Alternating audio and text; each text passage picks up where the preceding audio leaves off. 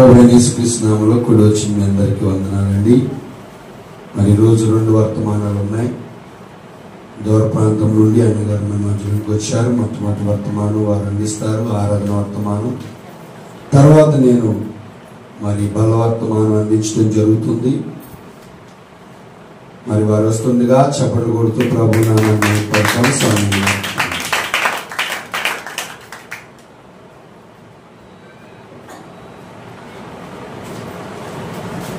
దేవుని నామానికి స్తోత్రాలండి. ప్రభువైన యేసు నామములో మీకు వందనాలు తెలియజేస్తున్నాను. అందరికీ వందనాలండి.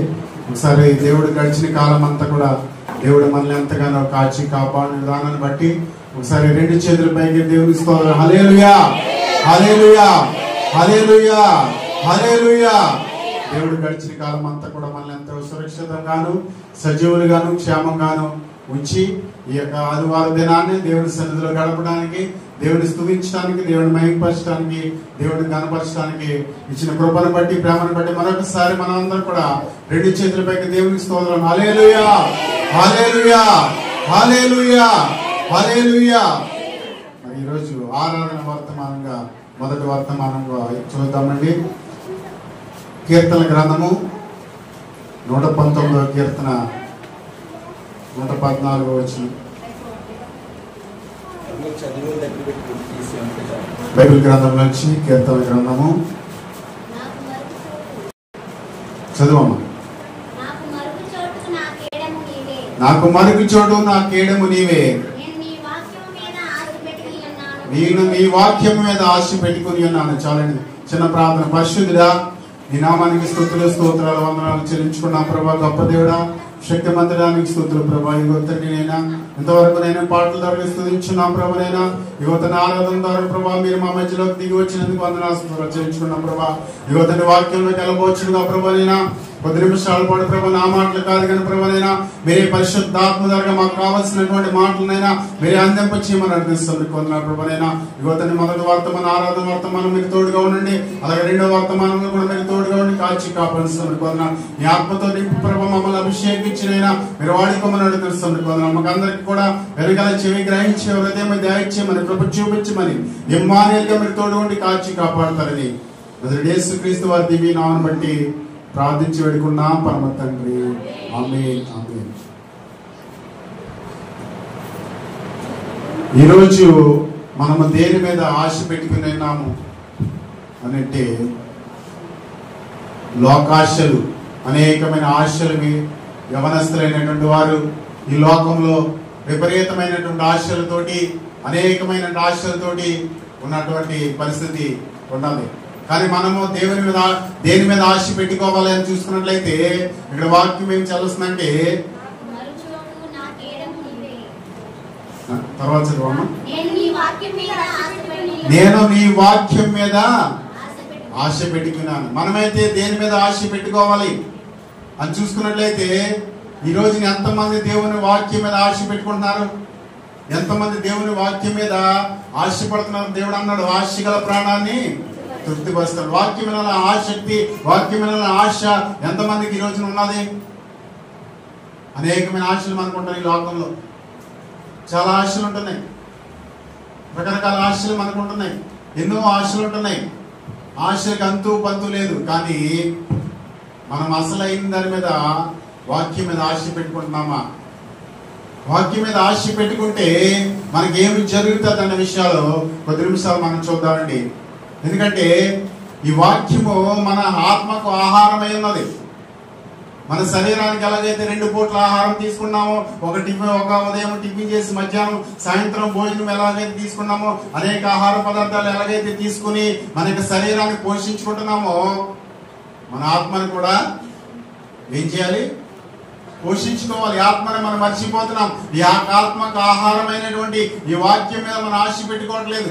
ఈ ఆత్మను మనం జీవింపజేసుకోవట్లేదు. ఈ ఆత్మను మనం వర్ధింపజేసుకోవట్లేదు. ఈ ఆత్మను మనం బ్రతికింపజేసుకోవట్లేదు.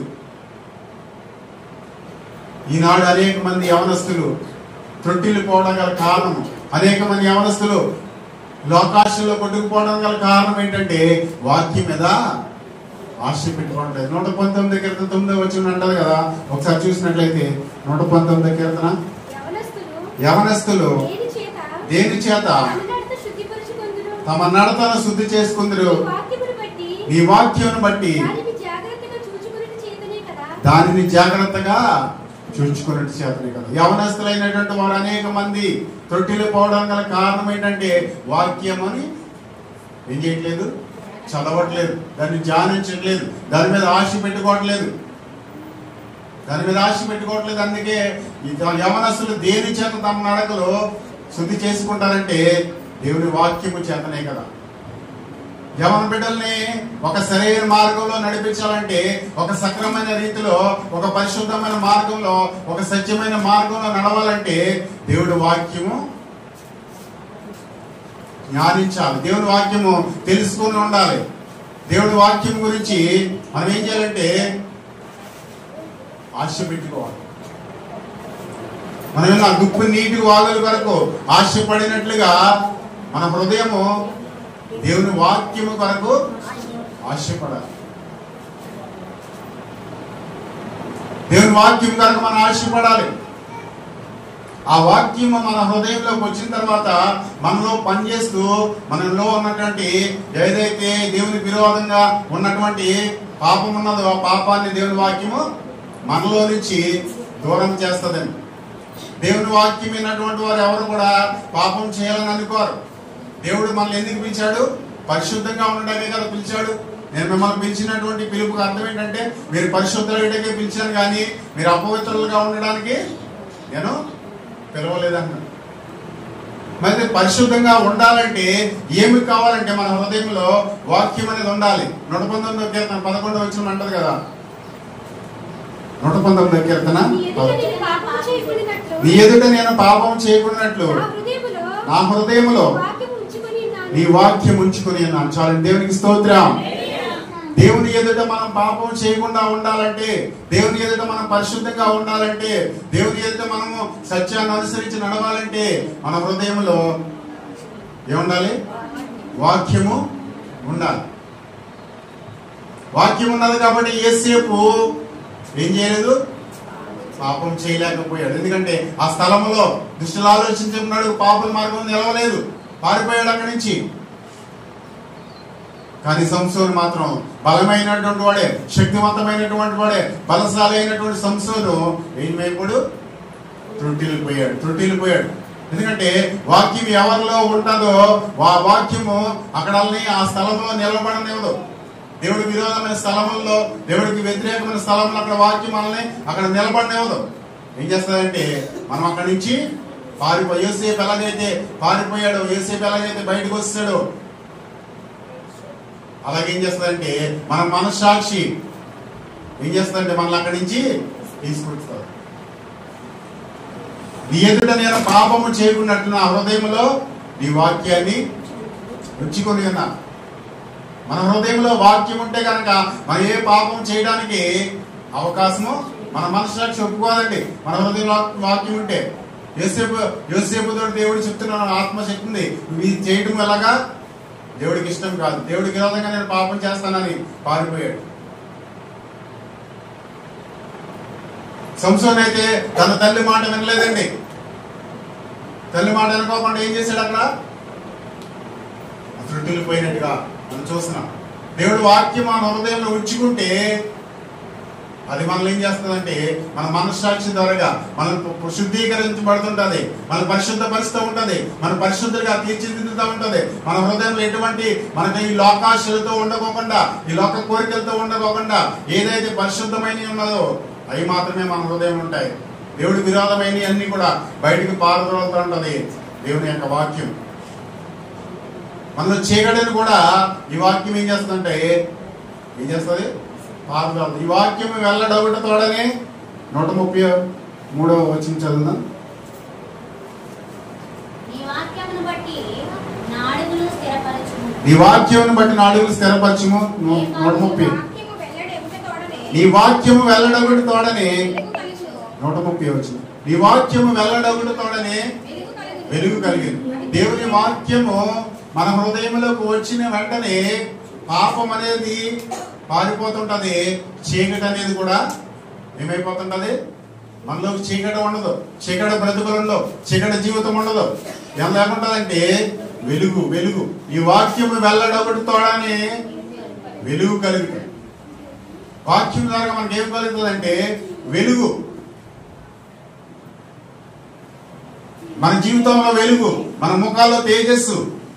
మోషే కొండ మీద చూస్తుంటే ఏమైంది? వెలుగు వలె ప్రకాశించింది. మన యొక్క హృదయంలో ఉన్న చీకటి ఎవరికి కనపడుతుందండి? హృదయంలో చీకటి ఎవరికి కనపడుతుంది? పైకి కనపడుతుందా? కనపడదు. హృదయంలో చీకటి ఉందనుకోండి, ఆ చీకటి కనపడదు. ఆ చీకటిని మనం పారదోలాలంటే దేవుని వాక్యం ద్వారా మన హృదయంలోకి ఆ వాక్యాన్ని పంపించినట్టయితే ఆ వాక్యం ఆ యొక్క చీకటిని అంతా కూడా ఏమవుతుంది? పారదోలదు. చీకటి అంతా కూడా పారిపోవాలంటే మన హృదయంలో చీకటి బ్రతికుండకుండా పారిపోవాలంటే వాక్యము మన హృదయంలోకి రావాలి. వాక్యం మన హృదయంలోకి రావాలి. వాక్యాన్ని బట్టి మనం అతిశయించాలి. ఎందుకంటే ధనము, బంగారము ఇవన్నీ కూడా మనం రక్షించలేవు, కానీ దేవుని వాక్యమే మనల్ని బాధల్లో నెమ్మదిస్తుంది. దేవుని వాక్యమే మనం బ్రతికింపజేస్తుంది. కాబట్టి దేవుడి వాక్యాన్ని బట్టి మనం ఏం చేయాలంటే ఈ రోజున అతిశయపడాలి. మన అందాన్ని బట్టి కాదు, మన ధనాన్ని బట్టి కాదు, మనకున్న ఆశలు అంతస్తులను బట్టి కాదు, కానీ దేవుడి వాక్యాన్ని బట్టి మనం ఏం చేయాలంటే అతిశయపడాలంట. ఇర్మియా గ్రంథం 9:24 వచ్చిన మనం అక్కడ దేవుడు చదివిస్తున్న మాట ఏంటంటే,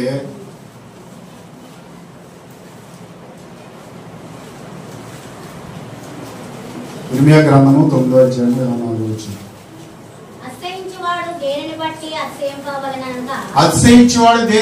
అతిశయింపవలెననగా భూమి మీద కృప చూపుచు నీతి న్యాయములు జరిగించున్న యెహోవాను నేనే అని గ్రహించి నన్ను పరిశీలనగా తెలుసుకున్నటం బట్టి అతిశయము. దేని బట్టి అతిశయించాలంటే దేవుడి వాక్యాన్ని బట్టి పరిశీలనగా తెలుసుకున్నటం బట్టి అతిశయించాలి. దేని బట్టి మనం గర్వపడతాం? మన ధనాన్ని బట్టి గర్వపడితే ధనం ఎంతకాలం ఉంటుందో మనకి తెలియదు. అందాన్ని బట్టి గర్వపడితే అది ఎంతకాలం ఉంటుందో మనకు తెలియదు. అధికారాన్ని బట్టి గర్వపడితే అది ఎంతకాలం ఉంటుందో మనకు తెలియదు. కాబట్టి దేన్ని బట్టి మనం గర్వించాలంటే దేవుడి వాక్యాన్ని బట్టి మనం గర్వించాలి. దేవుడి వాక్యాన్ని బట్టి మనం గర్వించాలి. దేవుడి వాక్యం విన్నట్లయితే మన హృదయంలో నెమ్మది ఉంటుంది. మన హృదయం ఏముంటుందంటే వెలుగు ఉంటుంది, పరిశుద్ధత ఉంటుంది, నెమ్మది ఉంటుంది. సామెతల గ్రంథము 1:33 వచనంలో, సామెతల గ్రంథం 1:33 వచనంలో, నా ఉపదేశం అంగీకరించేవాడు సురక్షితంగా నివసించును, వాడు కీడు వచ్చిన భయం లేక నెమ్మదిగా ఉంచాలని. దేవునికి స్తోత్రం. మన కీడు వస్తుందన్న భయం లేకుండా నెమ్మదిగా ఉండాలంటే, ధైర్యంగా ఉండాలంటే ఏం చేయాలంటే మనం ఉపదేశాన్ని విని దాన్ని అంగీకరించాలి. దావీదు జీవితంలో భయాలకి తావు లేదు. ఎందుకంటే అతని మీదకి గొర్రెల మేపుకున్నప్పుడు తోడేలు అతని మీద, ఎలుగుబంటి అతని మీదకి వచ్చింది, భయపడలేదండి. సింహం అతని మీదకి వచ్చింది, అతను భయపడలేదు, అట్లా ఎదిరించగలిగాడు.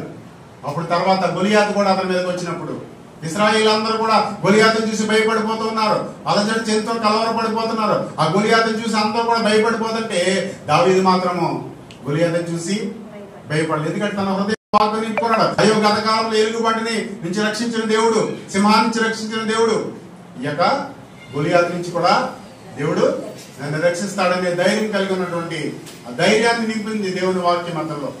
ఏమి నింపింది? ధైర్యాన్ని నింపింది.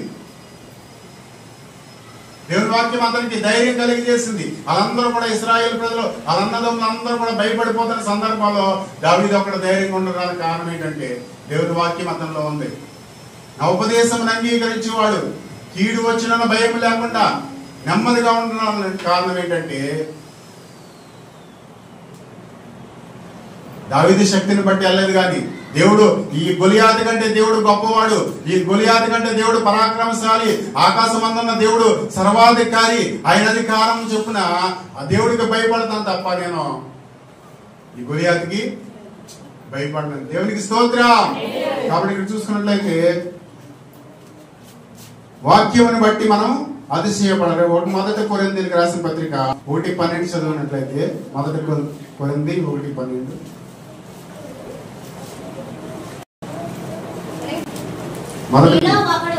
మీలో ఒకడు, మొదటి కొరింథీ 1:12. మీలో ఒకడు నేను పౌలు వాడను, ఒకడు నేను అపోలో వాడను, మరి ఒకడు నేను కైపా వాడను, ఇంకొకడు నేను క్రీస్తు వాడనని చెప్పుకొంచున్నారని. నా తాత్పర్యం క్రీస్తు విభజింపబడి ఉన్నాడా? పౌలు మీ కొరకు సిలువేయబడిన పౌలు నామమున మీరు బాప్తిసం పొందిరా. 2 కొరింథీ 1:12. సరే, మా అతిశయం ఏ విధంగా చదవండి. 2 కొరింథీ. మా అతిశయం ఏదనగా లౌకిక జ్ఞానమును అనుసరింపగా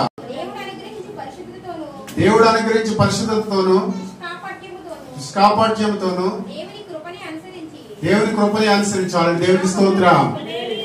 మాకు కలిగిన అతిశయం ఏదనగా దేవుని కృప కొరకు, కృపను బట్టి మన అతిశయం, దేవుని కృపను బట్టి, దేవుని కనికరాన్ని బట్టి, దేవుని యొక్క ప్రేమను బట్టి మనం అతిశయం. దేవుడు మనకున్నాడు, దేవుడు మనల్ని రక్షిస్తాడు, దేవుడు మనల్ని కాపాడుతాడు, దేవుడు మనల్ని పోషిస్తున్నాడు, దేవుడు మనల్ని సంరక్షిస్తాడు, దేవుడు సమస్త కీడులో నుంచి కూడా దేవుడు మనం విడిపించి తప్పిస్తాడనేటువంటి నిరీక్షణ మనకుంది. కాబట్టి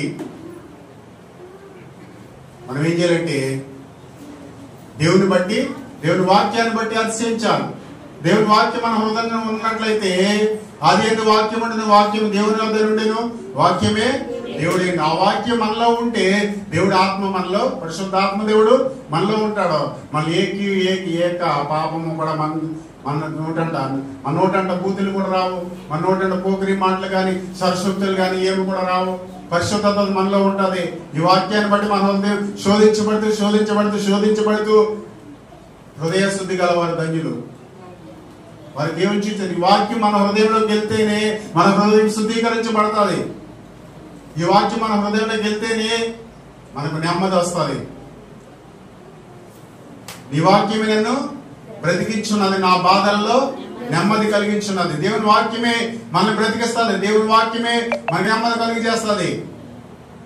ఈ వాక్యానికి ఉన్నటువంటి శక్తి ఎండిపోయిన ఎముకలు కూడా ఏమవుతాయి? ప్రవచనం ఎత్తి మాట్లాడగా ఎండిపోయిన ఎముకలు కూడా జీవింపజేసే శక్తి, జీవజలము ఈ యొక్క వాక్యంలో ఉన్నది. ఆనాడు సమరయ స్త్రీకి దేవుడు జీవజలం ఇచ్చాడు. ఏంటా జీవజలం అంటే దేవుని వాక్యం అనేటువంటి జీవజలం. ఊరేడు నీటి బొగ్గగా ఆ వాక్యాన్ని దేవుడు ఆ యొక్క ఆవిడికి పంచినప్పుడు అది జీవజలం. కాబట్టి ఈ వాక్యంలో ఎంత శక్తి ఉందంటే, నీకు నెమ్మదిచ్చే శక్తి ఉంది, వెలుగిచ్చే శక్తి ఉంది, పరిశుభ్రత ఇచ్చే శక్తి ఉంది, అతిశయపడే శక్తి ఈ వాక్యానికి ఉన్నది. ఈ వాక్యాన్ని మనం నిర్లక్ష్యం చేస్తున్నామా? యవనస్తులు అనేటువంటి వారు ఈ వాక్యాన్ని చదువుతున్నారా? వాక్యం విని చదివితే గనక మనం కీడు వచ్చిన భయం లేకుండా మనం నెమ్మది కలిగి ఉంటాం, మనం సురక్షితంగా ఉంటాం.